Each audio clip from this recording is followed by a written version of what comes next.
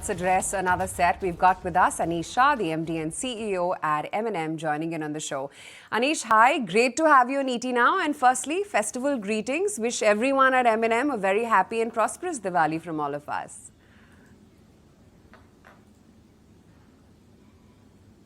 Good afternoon. It's great to be here, and let me reciprocate the greetings for you and all your viewers. Wish everyone a very happy Diwali. Thanks so much. Anish, let's talk about the quarterly numbers, the bread and butter business, and tell me about how the auto and farm segments have panned out, and especially farm, because, you know, the monthly volumes do indicate that there continues to be a dip in the farm segment. When do you actually hope for a meaningful recovery? When do you see that coming in?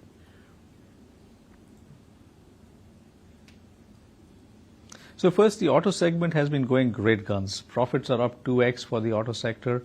The farm business has seen some toughness from an industry standpoint. The business has actually delivered very well, gaining 150 basis points of market share, which is obviously very difficult to do when we are at 40% plus. But despite that, they have done it. What we do expect is for the year, the industry will be flat as compared to the prior year. Our initial view at the start of this fiscal year was that we'd be in the low single digit in terms of growth, and therefore we're sort of moderating it down, not by a huge amount, but we don't expect any significant declines in the industry at this point. Good afternoon, Mr. Shah. Nikunj Dalma also joining in. When you say you are moderating your outlook for the industry, are you specific about the automobile industry here?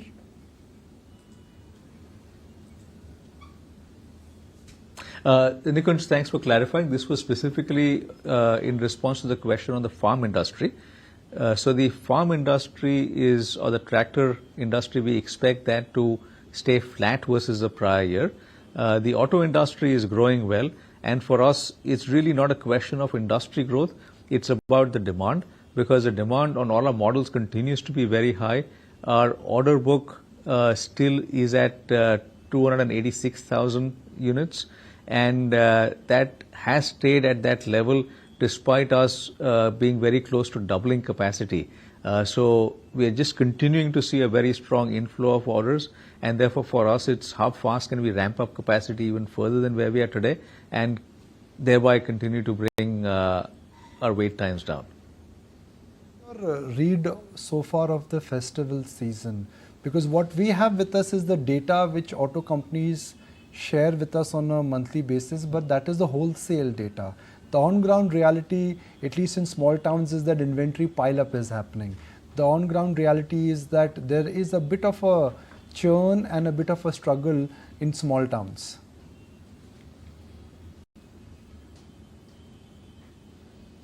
So on that, in auto, Nikunj, as I said, we've got 286,000 outstanding orders. And therefore, any inventory on the ground is just there because a customer is waiting to pick it up on a specific day, in some cases on Dussehra or Dhanteras or Diwali. And that's the reason the car is waiting there for them. If a customer doesn't want to buy it, there are many others who have lined up who want to buy it already. So we are not really seeing any inventory build-up from vehicles not being sold. What we are basically seeing is customers waiting for a certain time period. And given the order backlog we have, we really will not have any inventory buildup. But Dr. Shah, also wanted your sense regarding the margins, because the street seems to be a bit disappointed about it. I just want to know from you directionally, given that, you know, the commodity prices are coming off, there are other tailwinds as well, do you expect a northward bias going forward when it comes to margins?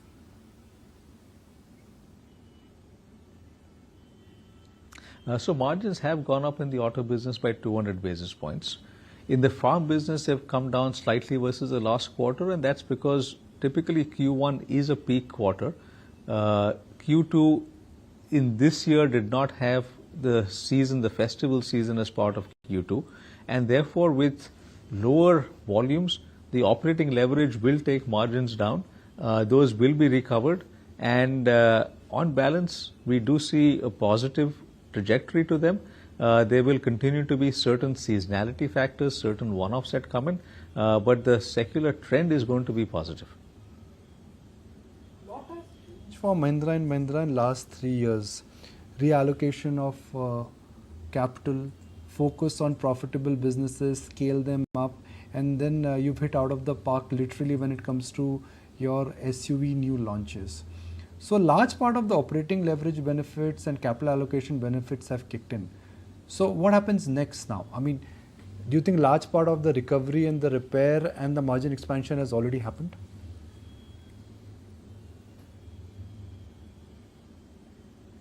So here, Nikunj, we've looked at various areas of growth, and our growth gems have geared up for 5x growth. Today we talked about 3 of them, where Sustain is going from 1.5 gigawatt to 7 gigawatt in the next 4 years, and it already has won bids in the first half for totaling about 1 gigawatt. So it's on a very strong track, and we may even over-deliver on that commitment. The electric three-wheeler business has gone from 5,000 units in F21 to 74,000 units, which is what it will close this year at, almost a 15x increase, and has ambitious plans going forward. As we look at real estate, we've gone up 3x in terms of our residential sales in the last 3 years, and have plans to grow a further 4x from here in the next 4 years. So these are businesses that are going to drive growth. In auto, there is still a huge runway because we've got our born electric vehicles coming in.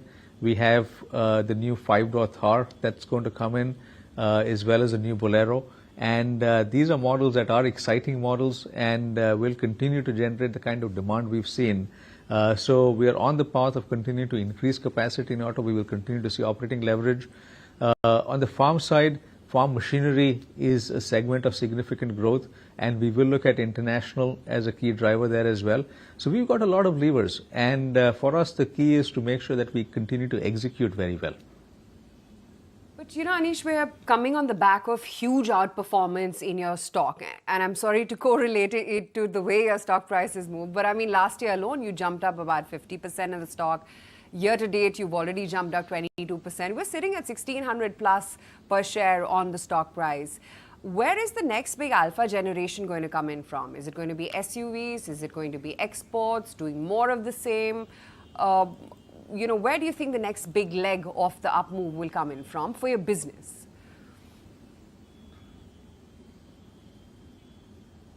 So first, I would thank our investors for having the confidence in us. Our approach is to ensure strong execution. What we have committed to is 20% or rather 15 to 20% EPS growth and 18% ROE. Our job is to deliver on those commitments. And in terms of growth drivers, we do see them across our businesses. Auto, it's around electric vehicles and some of the new models we're coming with. Farm is farm machinery and international. Mahindra Finance is continuing the trajectory of its turnaround. We are halfway through that right now. We've got to get to the other half. Asset quality has been very strong, as we've shown. And on TechM, it's initiating that transformation or the turnaround that we need to do for TechM. So these are 4 big growth drivers. And then you add to that a 5x growth challenge for our growth gems. That's not an easy target to meet. And these, I think, are a very good set of drivers. But as I said, our job is to continue to deliver and continue to meet the commitments we've made. 2,500 or 3,000 on the stock then?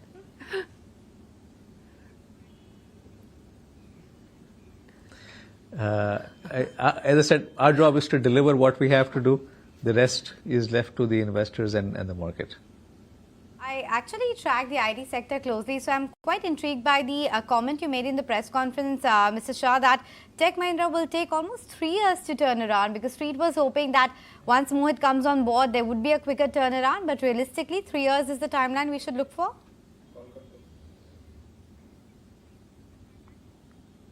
So first, it is for Mohit to come in and make commitments, and I cannot do that for him. What I explained in the press release as well, or the press conference, was we will see 2 aspects. One is getting back to normal, because right now you're seeing some element of cleanup one-times from the past acquisitions that have been made, etc. So first, getting back to normal will not take too long a time. Beyond that, there have to be structural changes to be able to come in and outperform, or first get to industry average in terms of margins and then hopefully outperform beyond that as well. And for that, I want to be realistic, right? That's not something that can, we can't sort of wave a magic wand and make that happen. There has to be significant structural change in making that happen. With Mohit coming in, with Atul Soneja as the Chief Operating Officer coming in, and the leaders that we have at TechM, we feel that we can make that structural change to have Tech Mahindra outperform its industry, and that will take time. So come back to, we need to make sure that we're making fair commitments, and then we need to hold ourselves accountable for delivery.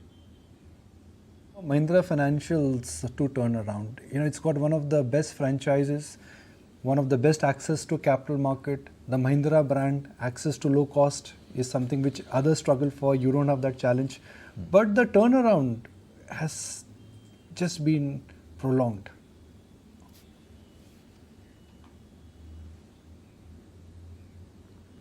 So here again, there are some things that moved faster, and there are some things that do take time to put in place. So let me go back to the commitments that Mahindra Finance has made. First is asset quality. For us, GS2 plus GS3 was 21.9% in Q4 of F22. Today it is 10%. And that reflects GS3 of 4.3%, down from 10% plus, and at one time it was 16%. So these are numbers that are very, very strong numbers, and a very stable level now that Mahindra Finance has reached. Credit losses have come down significantly as well, though you would see some volatility in profits in the short term because provision releases last year were not repeated again. And as you come down to a certain level, the curve flattens out and you would not have significant provision releases. So that is one thing that has to be built into the explanation for what has happened from a profit standpoint. But if you look at the underlying business, the asset quality has undergone a very structural change, and you will see the benefits in credit costs as you go forward. The second aspect there is digital transformation. It's about using data and technology in a very different way than we've used before. And that transformation is something that I would say is again halfway done. There are a number of very tangible benefits we are seeing from there. One example is 70% non-cash collections. But in terms of how we interact with customers, what we offer customers from a digital standpoint has undergone a sea change. But we still need about a year and a half to be market leaders in that. And for us, given the strong franchise we have, we've got to combine that with a very strong use of tech and data. And that again does take some time to put in place. The third is to look at diversification. Again, great work done on that. The SME portfolio has grown well. We've got a lot more of the prime segment that we had talked about, and that's again driving down the GS3 numbers. And finally, strong partnerships with India Post, with SBI, with Bank of Baroda, as we look at co-lending opportunities. These are all things that have put the business on a much better track. And in some cases, yes, you do need a little bit of time for it to play out in terms of the final outcome, and that's what we are doing at this point. The viewers, that what a sea change has been in Mahindra and Mahindra in terms of perception and in terms of what markets are now really giving it the true positioning it deserves. P's have expanded, market cap has gone up, businesses are coming back, return ratios have improved, and the guidance what we get from Mr. Shah and his team, I think, is incredible. So last but one question, Mr. Shah.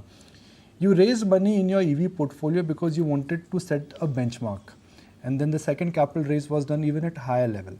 You spoke about growth gems, and what understanding is that you're growing them, but you're not ready to make them public. But before you take them public, would you be doing benchmarking in terms of fundraising, which is that from your growth gems in the next 6 to 12 months, we will get a lot of news on how P investors are coming in, how benchmarks are being established before you take them public?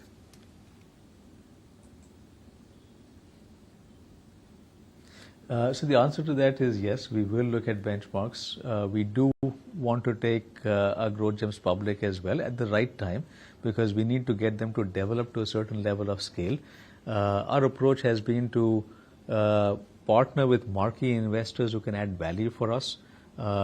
We don't go out looking for investors, and it's therefore a great position to be in. because many of our investors who come in already want to do more with us across our portfolio, and we have some of the best in the world with British International, with Temasek, with Ontario Teachers, with IFC, all of who've come in, and that is something that we cherish in terms of the partnership with them, and they add a lot of value to us in terms of how we think about our businesses. Last time, but you did not give me a clear answer, which is that if you have to travel urgently and if there's no Mahindra car available, you would say you rather would wait instead of going on some other car. But if there is one model of Mahindra car which you would always use, which one would that be? I mean, which is your favorite Mahindra model? That you can say Bolero or Thar or XUV. ये तो बता सकते हैं.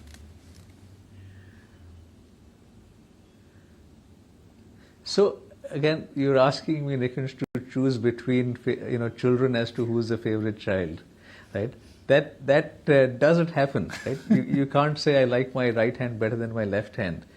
These are all great models, right? When I drive the Thar, it's a huge thrill to drive the Thar. The Scorpio gives you a completely different presence on the road. The XCV 700 is one that drives fantastically, and whether you're driving or whether you are being driven in that car, it's just a great feeling overall. The Bolero is outstanding in many ways. So this is a question, Nikunj, I can't answer. Right? I can't choose between children. Editor, we're giving you the easy way out.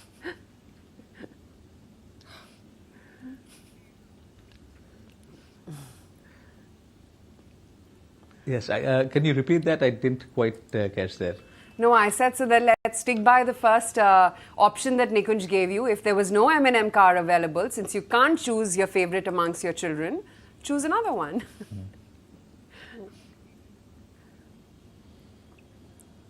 Well, thankfully, I haven't been in a position for a long time when there was no M&M car available. So it's one that I'll have to cross the bridge when that comes. But at this point, I would still say that, look, I would look for a Mahindra car at all times. Questions, but this one you cannot dodge.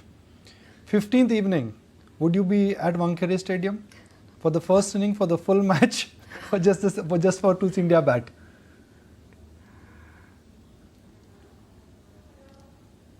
Uh, 15th evening, I will be at Wankhede Stadium for the full match and completely rooting for India.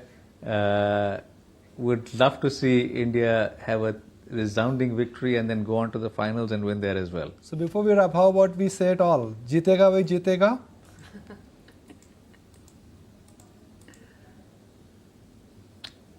Bharat jeetega. That's the spirit. Jeetega bhai jeetega, Bharat jeetega. A wonderful year ahead, Mr. Shah, and thank you for joining us. Yeah, thank you very much. Pleasure being here with you. Okay, Sunil Subramaniam as well joins in on the show. Sunil, hi. Good afternoon. And firstly, wishing you a very happy Diwali from all of us here. Happy Diwali to all of you and to your viewers too. Right. Sunil, the consensus call from all the market experts we've been speaking with, and some veterans rightfully so, is that watch out for small caps and mid caps because they've run up quite a fair bit. You need to turn a little bit cautious and maybe have a higher allocation to large caps. Is that a call that you would also take? It depends on the time frame in mind. If you have a 5-year view, I don't think so. I don't think you need to change because while they are looking expensive today, I think they are factoring in huge growth in the EPS as the business cycle turns upwards, and I think that will play out. But if you have a 1 year to 2 years outlook, then perhaps it makes sense to reallocate because as all markets go, it's a flow-driven market and there will be ups and downs. So I think from a longer-term India story perspective, I think you don't need to worry about your allocation at this point. That's about the Nifty right now. But in the meantime, just pull up the chart of HDFC Bank and Axis Bank because these are the two heavyweights which are actually putting some weight behind the Bank Nifty right now. So HDFC Bank almost 0.5% gain and Axis Bank is the other one. Naresh, quickly comment on the charts of these two stocks. So Axis looks more promising compared to the other names. In the banking space itself, the stock is very close to the previous all-time high. which was closer to 1050 levels. So the stock has made a strong recovery after going back below 1000 levels. So Axis could be the leader in the large cap banking space along with IndusInd. Right, okay, just looking at some of the other buzzers as well in trade. And while Anisha just flagged off, it's some of the large cap private banking names which are leading the recovery. The power story as well is going very strong. So we've been seeing as to how PFC, REC have been chugging along very nicely. That was the case yesterday. Today, too, PFC has made a dash of about 4%. There's Vedanta going strong, about 4.25%. NMDC has made a move of 3.5%. And MCX and Oro Pharma as well are seeing some good momentum play by. Both those stocks holding up in excess of 3% as we speak right now.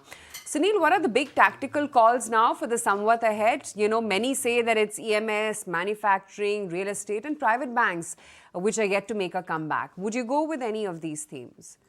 From a next somewhat perspective, yes, I would put my weight behind the consumer discretionary bank.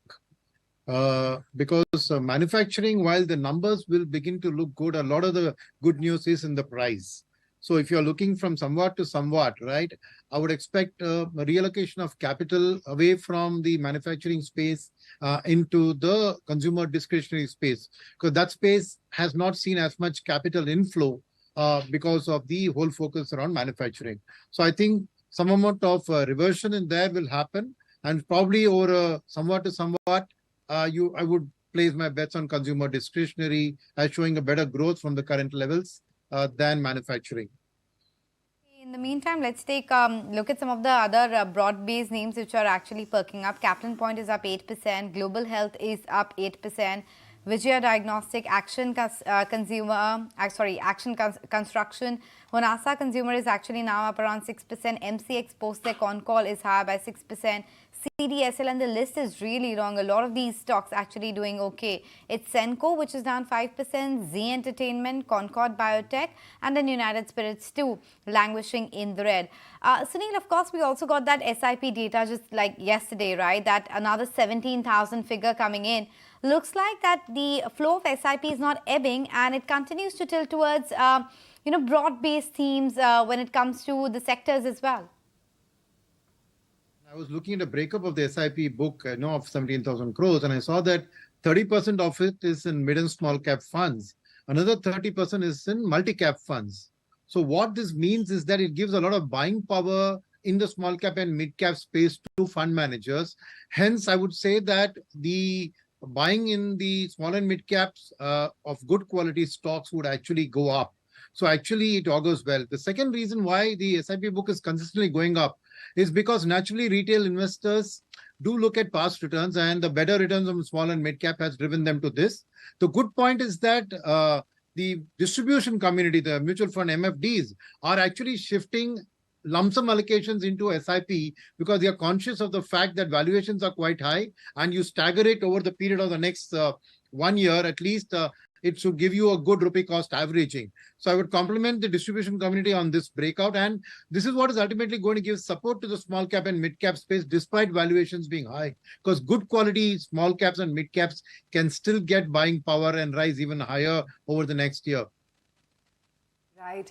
Great to have you on the show then, Sunil. We'll let you go, and festival greetings once again from all of us here.